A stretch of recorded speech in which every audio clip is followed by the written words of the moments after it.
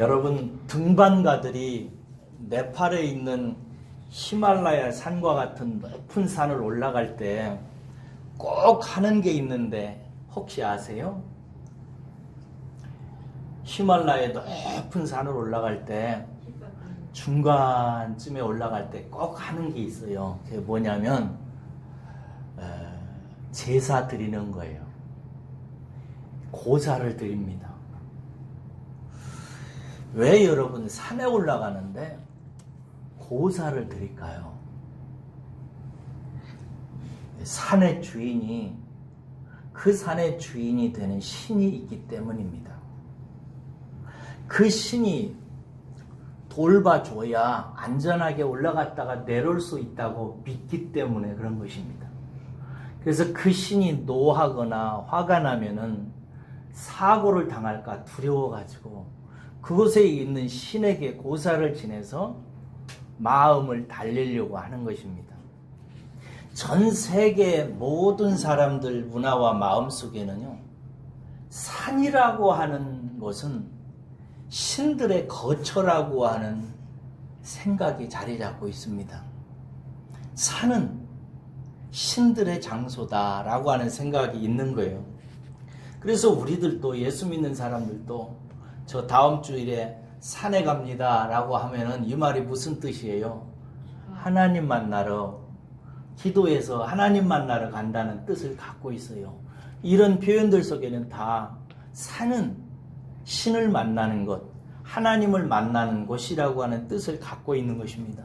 젊은 시절에 제가 부산에 살았었는데 부산의 동래구에 있는 금정산 자락에 있는 산을 몇 번 간 적이 있어요.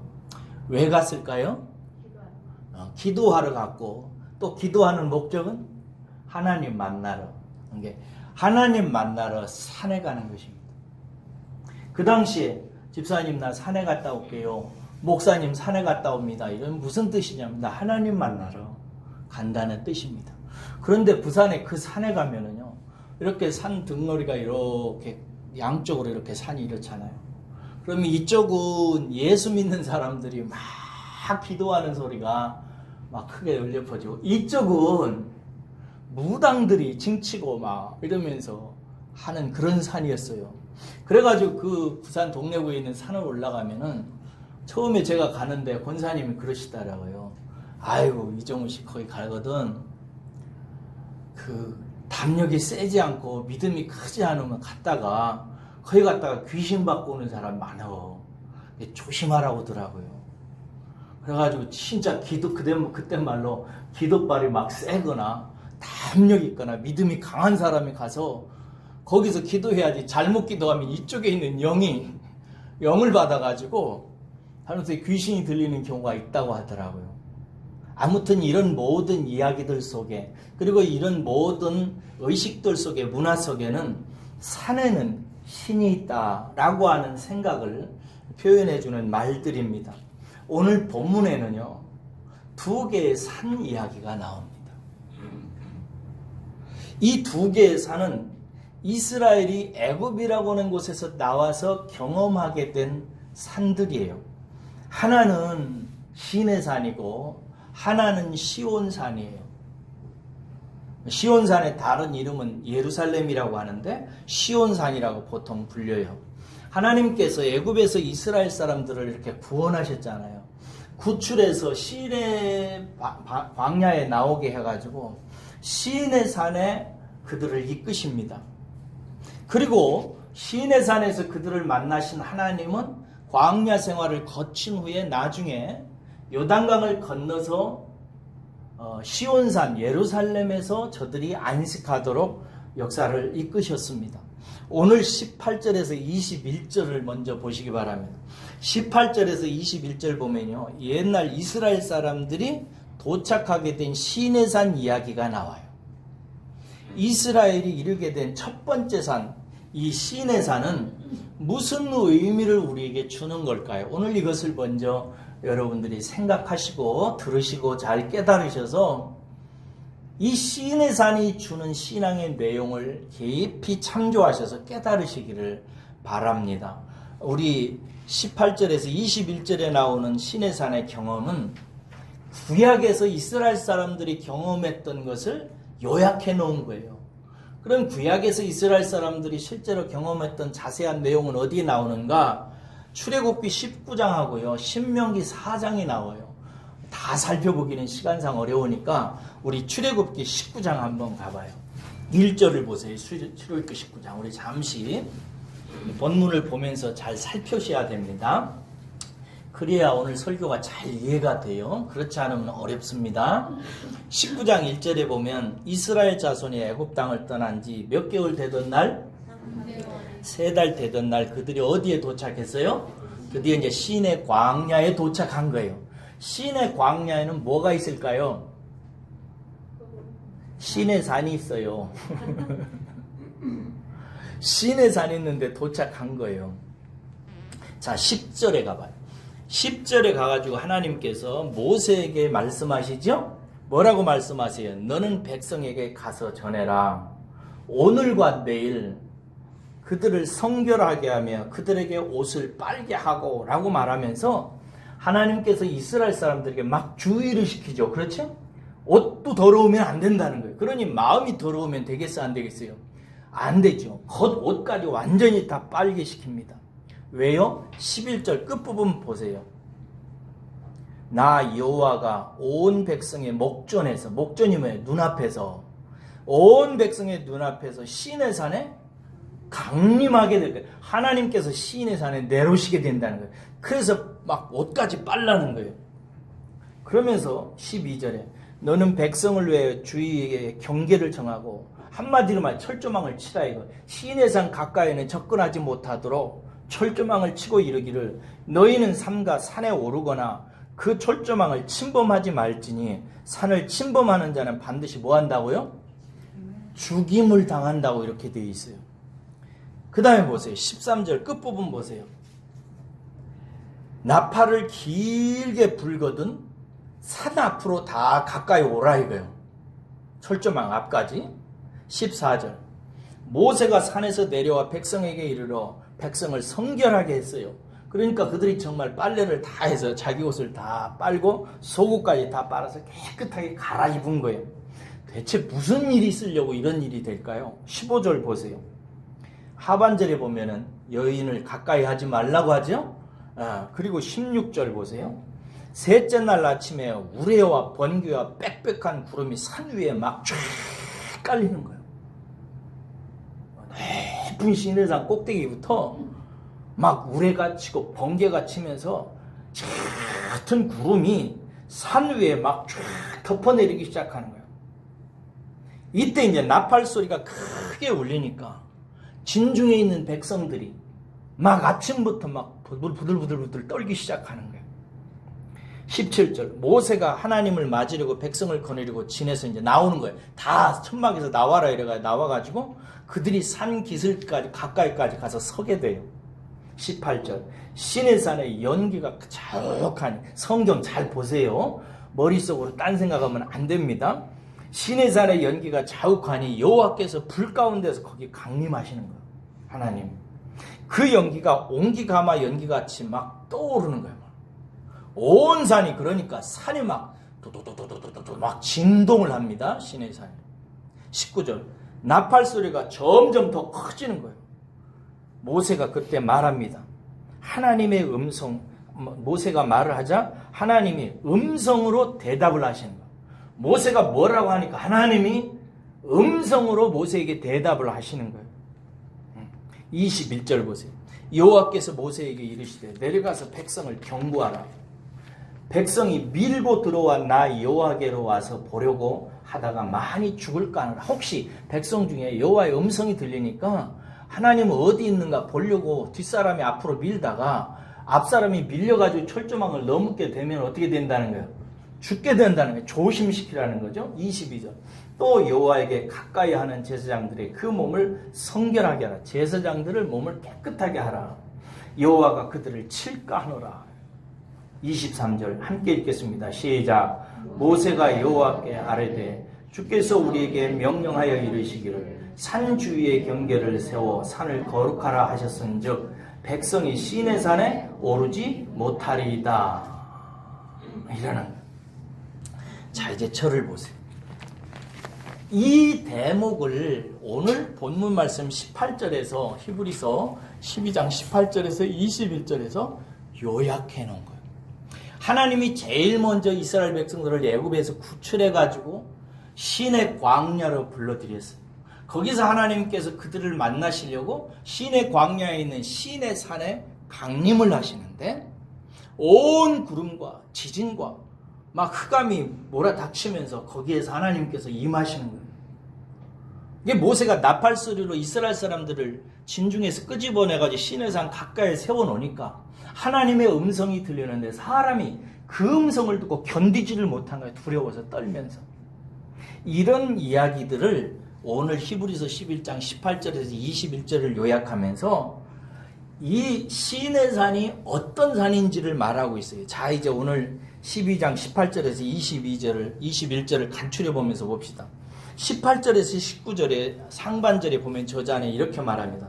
너희는 만질 수 있고 불이 붙은 산과, 거기 불이 붙었죠? 침침함과 흑암과 폭풍과 나팔 소리와 말하는 소리가 있는 곳에 이런 것이 아니다. 이렇게 얘기해요. 저를 보세요. 저와 이 히브리서의 말씀을 듣고 있는 사람들은 지금 옛날에 그 불붙은 산과 침침함과 흑암과 폭풍과 나팔 소리 가운데서 하나님의 음성이 들리던 그 산에 우리가 이런 것이 아니다라는 얘기를 하는 거예요. 우리가 예수 그리스도를 믿음으로 말미암아 도착하게 된 하나님을 만나기 위해서 이르게 된 것은 그 시내산과 같은 산이 아니다라는 거예요. 그러면서 시내산 이야기를 하는 것입니다. 이 시내산은 어떤 것인가? 19절 하반절에 보세요. 거기 보면 그 소리, 여기서 소리는 막 폭풍과 나팔 소리 중에서 들리는 하나님의 소리를 말하는데 그 소리를 듣는 자들은 뭐라고 얘기하냐면 뒤에 보면은 그 사람들이 뭐냐면 더 말씀하지 말아달라고 얘기해요. 하나님 앞에. 왜? 하나님의 음성이 너무 두렵고 무서워서요. 그래서 그 어미로운 하나님의 말씀 앞에 이스라엘 사람들이 막 사시나무 떨듯이 막 떱니다. 그래서 하나님께서 말씀하시지 말고 모세에게 말씀하셔서 모세를 통해서 하시는 말씀으로 우리가 듣게 해달라고 이스라엘 사람들이 말해요. 20절 보세요. 이는 짐승이라도 그 산에 들어가면 돌로 침을 당하리라. 짐승이 죄가 있어요, 없어요? 짐승이 뭔 죄가 있어요? 자기 본능을 따라 사는 거예요. 그러니까 아무 죄가 없는 짐승도 그 선을 넘어가면 죽는다 이거예요. 그러니 사람인들 살아남을 수 있겠는가? 그런 얘기예요. 21절 보세요. 그 보이는 바가 이렇듯 무섭기로 모세도 이르되 내가 심히 두렵고 떨린다 했으니 뒤에 보면은 모세가 이 하나님의 음성을 자기도 두렵고 떨리라. 모세와 같은 위대한 신앙의 사람도 이 하나님의 음성 앞에 두렵고 떨려서 사시나무 떨었던 것입니다. 모세도 그렇고 시내산에 도착한 모든 이스라엘 사람들은 도무지 하나님과 하나님의 음성을 감당할 수 없었어요. 그래서 다 떨었어요. 이렇게 이스라엘 백성들이 하나님의 인도하심을 따라서 첫 번째 당도하게 된 첫 산, 시내산은 무슨 산이냐면 두려움의 산이었어요. 무슨 산이라고요? 두려움의 산이었어요. 자, 하나님께서 왜 이스라엘 사람들을 시내산에 도착해가지고 하나님이 얼마나 두려우신 분인지를 그들에게 경험하게 했을까요? 여러분, 시내산에서 이스라엘 사람들이 받게 된 게 있어요. 그게 뭐죠? 율법이죠. 언약의 율법이에요.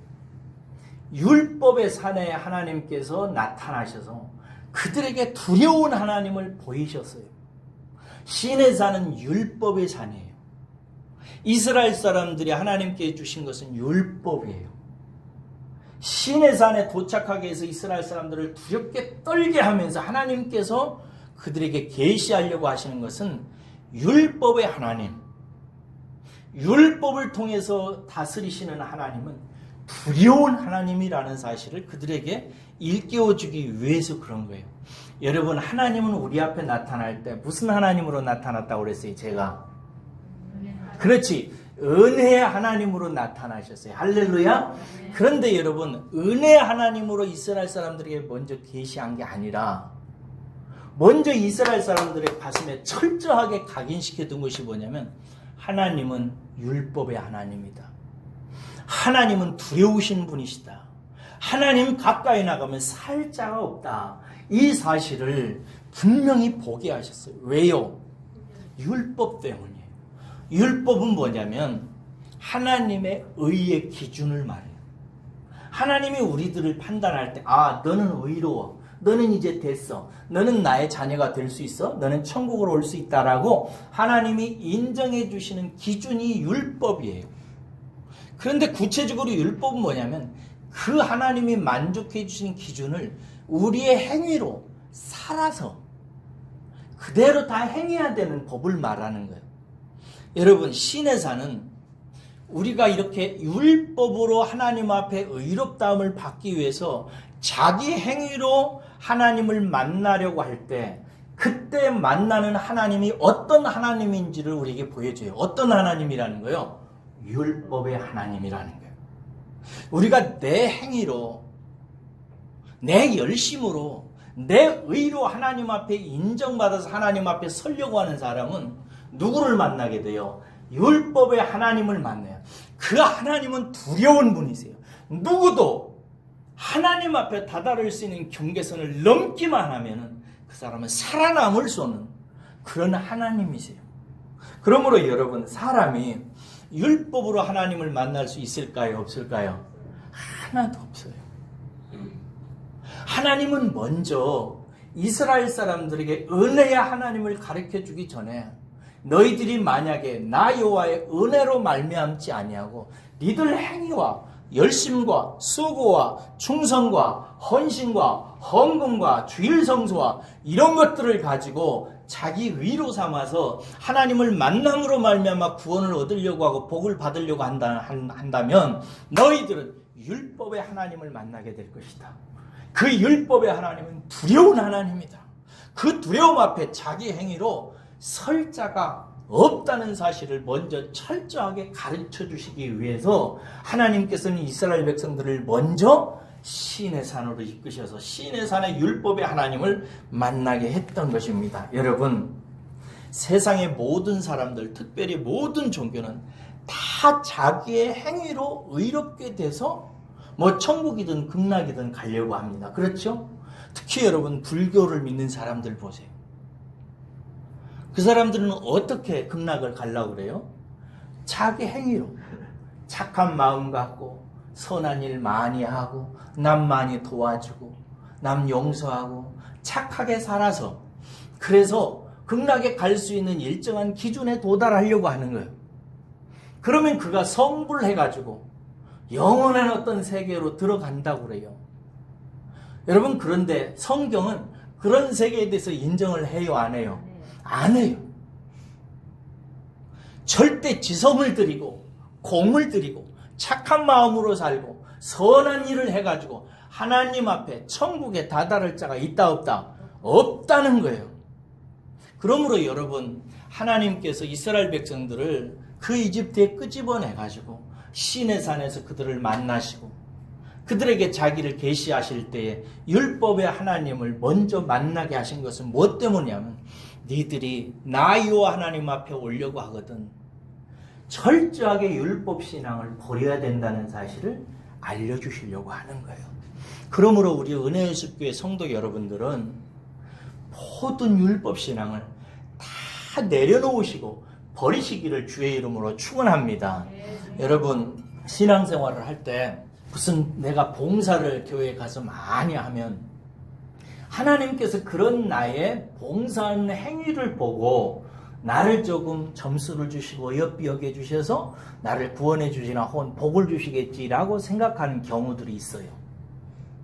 또 어떤 사람은 헌금을 낼 때 내가 이렇게 5만 원 혹은 10만 원을 하나님께 드리면 하나님이 헌금 보고 마치 무슨 고사 지내듯이, 바다에 나가는 사람들이 고사 지내잖아요. 물의 신에게 고사를 지내서 돼지머리 드리면 그 물의 신이 돼지머리 잡수시고 안전하게 지식해 주시겠지 하는 것과 같이 우리가 하나님 앞에 헌금을 드리면 하나님께서 그렇게 우리의 행위를 보시고 선행을 보시고 우리를 좀 봐주시겠지, 복 주시겠지, 이렇게 믿는 성도들이 좀 있어요. 그리고 어떤 경우에 목사님들이 은혜의 도를 깨닫지 못한 목사님들은 그렇게 하라고 가르쳐요. 제가 1000번째, 500번째 그런 얘기 했죠. 그렇게 500번째, 1000번째 솔로몬처럼 드리면 하나님께서 그것을 보고 솔로몬에게 복을 주셨듯이 그렇게 우리에게 복을 줄 것이라고 가르치는 그 목사님들이 계세요. 여러분들은 절대 거기에 속으면 안 돼요. 하나님은 우리 앞에 나타나실 때 무슨 하나님으로 나타나셨다고? 은혜. 이거 놓치면 절대 안 돼요. 하나님이 우리를 구원하시고 우리에게 복을 주시는 것은 은혜를 통해서 주시는 줄로 믿으시기를 축원합니다. 우리가 바라고 엎드려야 되는 것은 은혜 앞에 엎드리는 거예요. 내가 이것 드리니까 하나님 봐주시고 좋은 것으로 갚아주세요. 이렇게 나가는 것이 아니라 나는 아무런 자격이 없는 자지만 하나님께서 나를 불쌍히 여겨줘서 나 같은 거 살아갈 수 있도록 우리 자식들에게, 우리 자녀들에게, 우리 집안에게 은혜 베풀어 주십시오. 나는 의로운 것이 없는 사람입니다. 은혜 주십시오 하고 그 성도와 완전히 엎드리기까지 하나님께서는 그 성도를 기다리고 계시는 거예요. 여러분, 우리가 교회에서 봉사도 해야 돼요, 안 해야 돼요? 해야 돼요. 헌금 드려야 됩니다. 그렇죠? 선한 일, 착한 일, 이웃을 사랑하고 용서하는 일 열심히 해야 됩니다. 그런데 이 모든 것들은 우리가 복 받는 조건이 아니라 복을 받았기 때문에 하나님께 드리는 열매들이에요. 이해하시겠어요?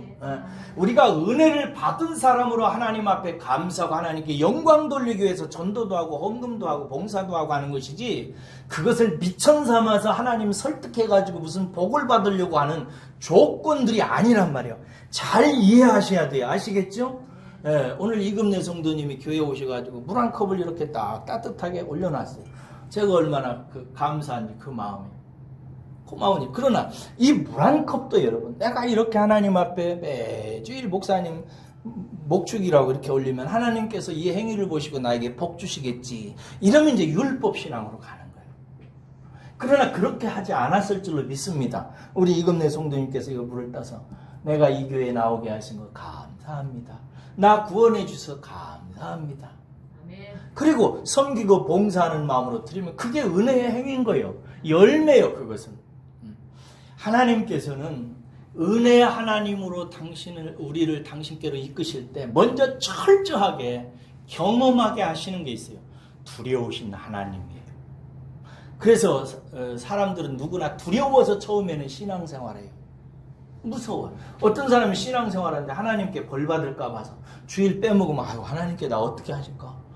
또 봉사도 않고 성경도 안 읽으면 하나님께서 나 어떻게, 우리 집안 어떻게 또 때리시지는 않을까?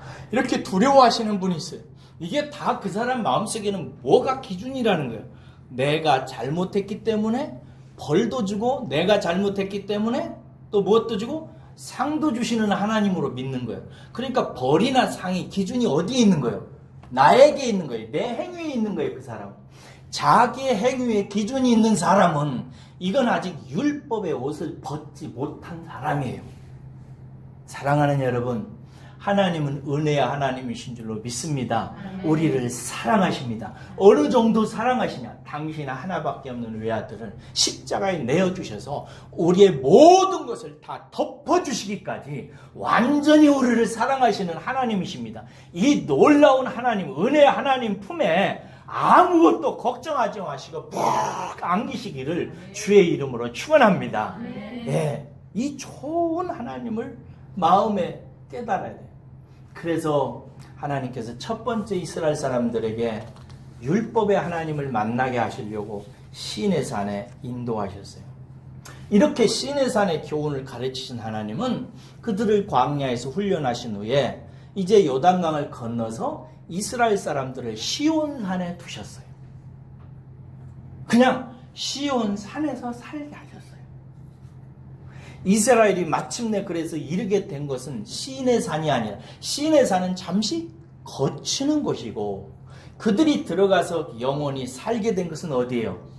시온산, 즉 예루살렘이라고 나중에 불려지는데 시온산이었던 거예요. 자, 그럼 여러분들이 이제 시온산을 알아야 돼요. 역사적으로 시온산은요, 다윗 왕이라고 하는 사람이 이스라엘 땅에 들어서 하나님의 명령으로 여부스라고 하는 사람들의 사는 땅을 하나님께서 차지하도록 하셨어요. 그래서 다윗이 전쟁을 해서 여부스라고 하는 사람들이 차지하고 있는 이스라엘 사람들이 받아야 될 그 땅을 빼앗아서 회복했어요. 이곳에다가 이렇게 여부스 땅을 차지한 다윗은 이곳을 주위로 해서 쭉 성을 쌓았어요. 이 성을 나중에는 다윗성이라고 해요. 그리고 이 다윗성 안에 있는 여부스를 땅을 포함한 바위산 위에 한 성이 만들어지는데 이 성을 예루살렘이라고 그래요. 이해하시겠죠? 여부스 사람들의 땅을 차지해서 그 주위에다가 성을 쌓고 다윗성이라고 그러고, 다윗성 안을 우리는 부르기를 예루살렘 혹은 예루살렘 성이라고 이렇게 불려지는 거예요. 이것은 이제 시온이라고 부르기도 하고 예루살렘이라고 부르기도 하고 같은 말이에요. 이 시온에서 하나님은 그 성을 거룩한 산이라고 부르게 하시고, 하나님은 그곳에 특별히 임하시게 됩니다. 그래서 이곳에 임하신 하나님은 이곳을 떠나지 아니하시고 영원히 그곳에서 이스라엘을 다스리시고, 그래서 하나님이 다스리니까 이 성은 영원히 무너지지 아니하고 영원한 성으로 남게 할 거라고 하나님께서는 말씀하셨어요.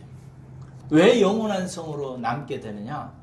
은혜의 하나님, 이스라엘이 어떤 범죄를 저지를지라도 이스라엘이 아무리 하나님을 떠나서 못된 짓을 할지라도 하나님은 그 땅에 영원히 계셔서 은혜로, 그들이 어떠한 삶에 있을지라도 그들을 은혜로 다스리게 될 것이다. 그래서 시온산은 예루살렘이라고 말하고, 예루살렘은 영원한 하나님의 도성인 하늘 새 예루살렘을 미리 보여주는 땅의 그림자의 의미를 갖고 있어. 이해하시겠죠? 하나님께서는 먼저 여부스 땅을 차지해서 그 땅에 성을 쌓고 성을 만들게 하셨어요. 그리고 하나님은 그곳에 계셔서 그들을 다스리시면서 영원히 하나님께서 떠나지 아니하시고 이 성을 영원한 성이 되게 하겠다고 했는데, 이것은 땅의 예루살렘을 통해서 뭘 보여준 거라고요? 장차 우리가 들어가게 될 하늘의 새 성 예루살렘 성 안에서 하나님께서 영원히 자기 백성을 은혜 가운데 통치하시며 인도하실 것을 보여주는 의미라는 뜻이에요. 그래서 히브리서에서는 이것을 오늘 본문 말씀에 보니까 하늘 도성인 새 예루살렘이라고 연결을 시킵니다. 자, 이제 본문을 봅시다. 본문은 이렇게 우리가 이르게 된 이 시온산과 하늘 도성인 하늘의 예루살렘에 대해서 얘기해요. 거기 22절 보세요. 자, 보세요. 히브리서 저자는 이렇게 얘기합니다.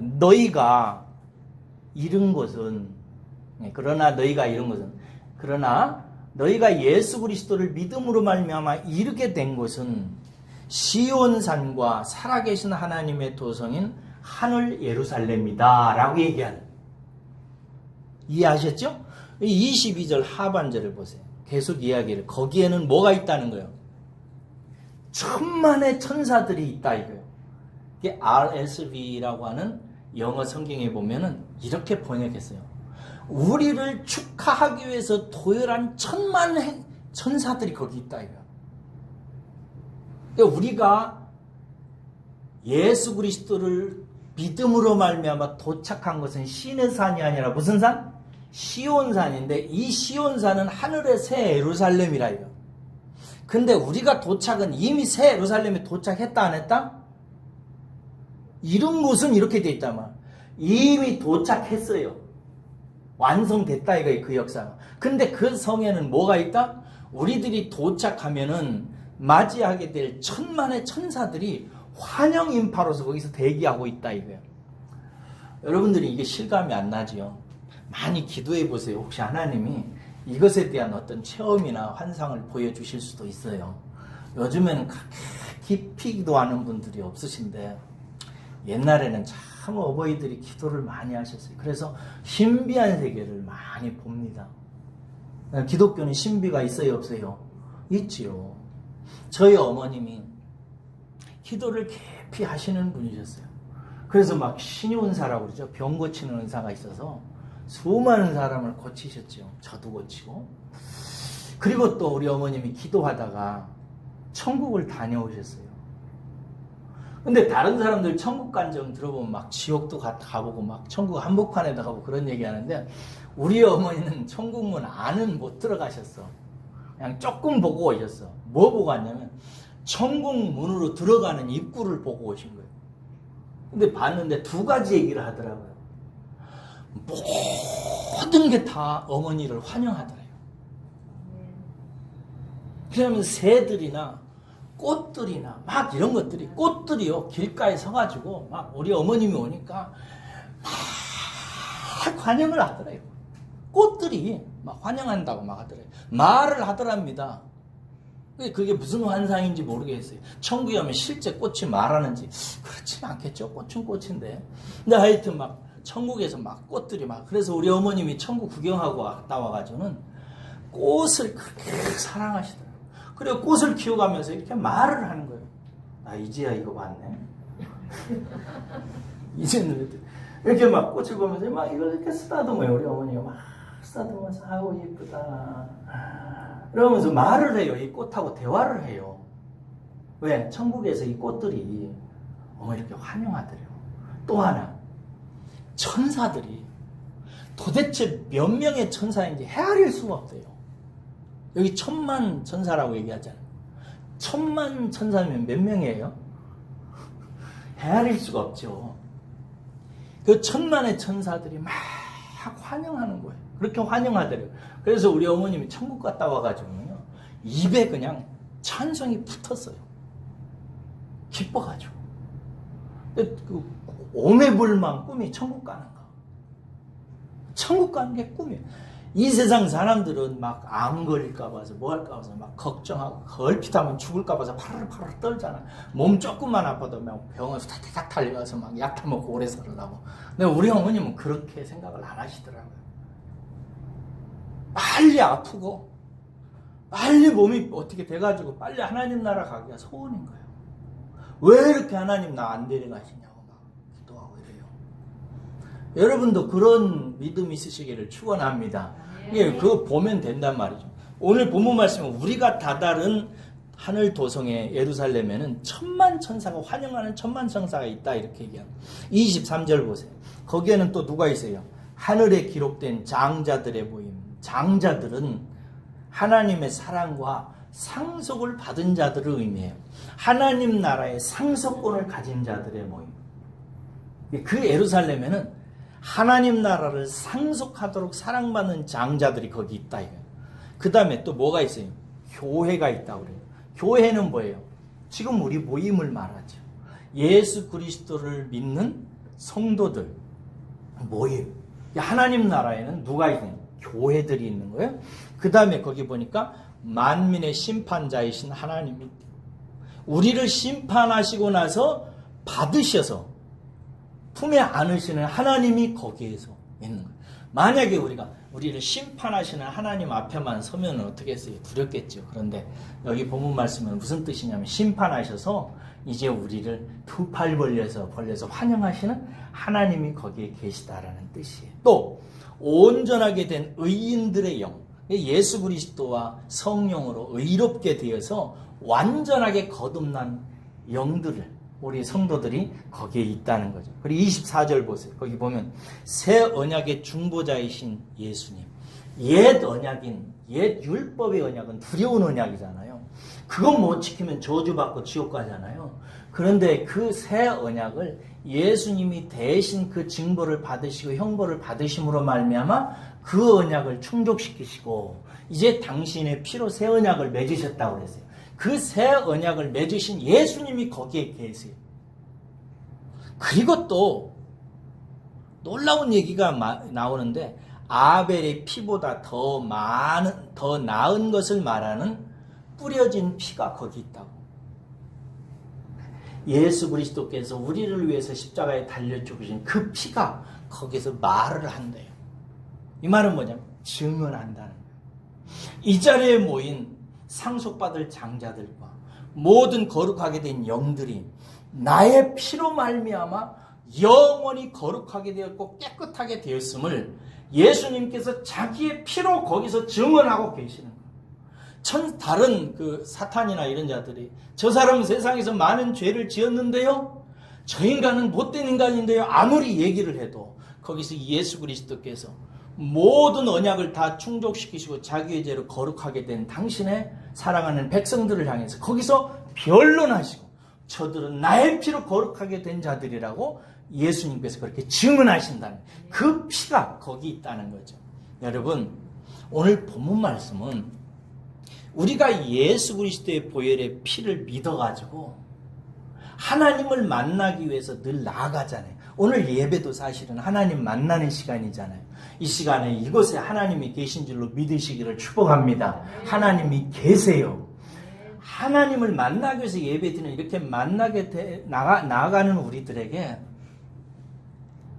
우리들이 예수 그리스도를 믿음으로 말미암아 하나님을 만나기 위해서 도착하게 된 것은 신의 산이 아니라는 거예요. 율법의 하나님이 아니라는 거예요. 시온산이라는 거예요. 영원의 하나님께서 함께 하시고 용서하시고 은혜를 베푸시는 그 영원한 산에 우리가 예수 그리스도를 믿음으로 말미암아 도착했다는 거예요. 그곳에 하나님께서 우리를 용서하시고 두 팔 벌려 받으시고 거기에서 천만의 천사들이 우리를 환영하고 있고 거기에는 이미 예수를 믿어서 하나님 앞에 거룩하게 되고 상속받게 된 하나님의 놀라운 백성들이 거기에 다 모여 있다는 거예요. 그곳에 그 앞에 우리가 도착하게 됐다. 예수 그리스도의 보혈을 믿음으로 말미암아 그 앞에 도착하게 되었다라는 사실을 우리는 증언받고 있는 것입니다. 사랑하는 여러분, 그래서 제가 여러분들한테 가르치고 싶은 것은 뭐냐면 은혜의 복음이에요. 누구든지 자기의 죄를 진실로 하나님 앞에 회개하고 자기가 죄인이라는 사실을 인정하고 그런 나를 하나님께서 사랑하셔서 예수님을 보내주셔가지고 십자가에 달려 죽게 하시고 그를 믿는 자들을 그 십자가의 보혈로 깨끗하게 씻으셔서 하나님의 자녀가 되고 하나님 나라의 상속자가 되게 하시는 이 복음을 1.1핵도 의심하지 말고 그대로 받아들이시기를 주의 이름으로 축원합니다. 이것을 믿어야 되는 거예요. 이것이면 충분해요, 사랑하는 여러분들. 그러면 만약에 우리가 생각할 때 이것이 아니고 다른 것이 있어야 된다면 생각한다면 뭘까요? 그것은 우리의 행위밖에 없어요. 예수 그리스도의 보혈로 말미암아 우리가 하나님께 용서를 받고 구원 얻는다는 이 사실을 빼놓고 딴 건 한다면 뭐냐면 내 행위예요. 자꾸 제가 복음을 얘기하는데도 불구하고 가슴이 그래도 컬컬하고 여러분들은 예수 그리스도를 믿었기 때문에 용서함을 받았다고 자꾸 얘기를 하는데도 자꾸 죄가 떠오르고 하나님은 그저 예수의 이름으로 나와서 예배 드리면 우리의 예배를 받으시고 우리와 함께 하시고 하나님이 기뻐하시고 사랑하신다는 사실을 아무리 얘기해도 어떤 사람은 그냥 그 말이 가슴에 기쁨으로 차오르지가 않고 왠지 컬컬하고 답답하고 하면서 아유 지난주 수요일 남편하고 한바탕 했는데 그것이 가슴속에 자꾸 떠오르고 아우 내가 그냥 지난주에 음탕하게 살았는데 어쩌면 좋나 이게 떠오르고 나는 일평생 거짓말 많이 하고 그냥 못된 짓 수없이 했는데 내가 정말 괜찮을까 이런 것이 마음속에 떠오르는 것은 왜 그러냐면 내가 하나님 앞에 서는데 내 행위로 내 의로 서려고 하는 생각과 마음이 아직 내 마음에서 성령의 능력으로 씻어지지 않아서 그래요. 저는 여러분들을 축복합니다. 우리가 하나님 앞에 설 수 있는 유일한 길은 예수 그리스도의 보혈의 피 외에는 아무것도 없습니다. 그것이면 충분합니다. 그래서 그것으로 충분하다는 사실을 깨닫고 그 예수 그리스도의 보혈의 피로 그냥 믿음으로 하나님 앞에 구함으로 말미암아 그 피를 믿는 믿음으로 하나님 앞에 히브리서에서 계속 강조하는 것이 어떻게 나가라고? 담대하게 담대하게 용기를 가지고 하나님 앞에 나가는 자는 하나님께서 상 주시고 기뻐하시고 복 주시는 하나님이시라고 선포하고 있는 것입니다. 여러분, 이 복음을 믿으시고 우리가 당도하게 된 곳이 신의 산에 가서 율법의 하나님 만나려고 애쓰는 것이 아니라 예수 그리스도의 보혈의 피로 말미암아 시온산 영원한 새 예루살렘 안에 우리가 도착했다는 사실을 시인하고 확신하시기를 축원합니다. 오늘 22절 보세요. 저는 이 말이 너무 좋아요. 22절 읽겠습니다. 시작. 잠깐요. 다시 한번 시작. 그러나 너희가 이런 것은 됐어요. 그러나 너희가 잃은 것은 이라고 되어 있어요. 그러니까 우리가 잃었다는 말은 무슨 뜻이에요? 도착했다는 말이죠. 우리가 잃은 것은 이라는 말을 보면 문법적으로 보면 이게 완료형이에요. 우리가 지금 그 시온산 영원한 새 예루살렘을 향해서 조금씩 나아가는 게 아니라 이미 우리는 어떻게 돼 있다고요? 도착했다는 거예요. 이걸 깨달으셔야 돼요. 예수 그리스도를 믿는 순간 우리는 이미 의롭다 하고 영원히 의롭다 인침을 받아서 예루살렘 성 앞으로 딱 우리의 영혼은 가 있는 거예요. 근데 역사는 뭐냐면 그렇게 이루어진 하나님의 뜻이 땅에서 풀어져 가고 성취되어져 가는 과정이라고 제가 가르쳤어요. 하나님은 이미 이것을 영의 세계에서 온전한 세계에서는 다 이루셨어요. 우리는 온전히 이미 새 예루살렘 성에 도착해 있어요. 그것이 지금 이 세상에서 인간의 목숨을 가지고 성취되어져 가는 과정이에요. 우리가 이 육체적인 인생을 가지고 이 과정 지나게 되면 이미 완성된 하나님의 뜻 앞에 우리의 육체도 가 있게 되는 거지요. 여러분들, 그러므로 저는 우리 은혜의 숲교회 성도들이 정말 기쁘게 살아가셨으면 좋겠어요. 이 부분에서 아무것도 염려하지 말고 두려워하지 말고 여러분, 자기 아들을 보내셔서 그 피로 구원한 자기 백성을 하나님께서 어찌 돌보시지 않겠어요? 어찌 남의 자식이라고 그냥 내팽개치고 사시겠어요? 아니에요. 그 사실을 믿고 하나님을 인정하는 자에게 하나님께서 늘 은혜 주시고 살펴주시고 인도하신다는 사실을 믿으시기를 축원합니다. 이 놀라운 복을 내 것으로 그러므로 받아들이는 유일한 하나 방법은 뭐냐면 오직 의인은 믿음으로 말미암아 산다는 진리예요. 오직 믿는 거예요. 저는 여러분들께서 하나님께서 성령을 여러분들에게 기름 부어주셔서 여러분들의 믿음이 확실해지시기를 주의 이름으로 축원합니다. 확실해지시고 하나님이 나를 돌보시고 나를 살피신다는 사실을 확실히 믿고 기뻐하시기를 주의 이름으로 축원합니다. 그리고 또 하나, 하늘에서 이 모든 것이 이루어졌기 때문에 우리는 이미 시온산에 도착했기 때문에 여러분, 지금 육체적으로 살아가는 이 과정은 이 하나님의 이루어진 뜻이 풀어지는 과정이에요. 그러니까 이 과정이 좀 어렵고 힘들고 고난스러워도 어떻게 해야 되겠어요? 인내. 그렇지. 믿음으로 인내하는 것입니다.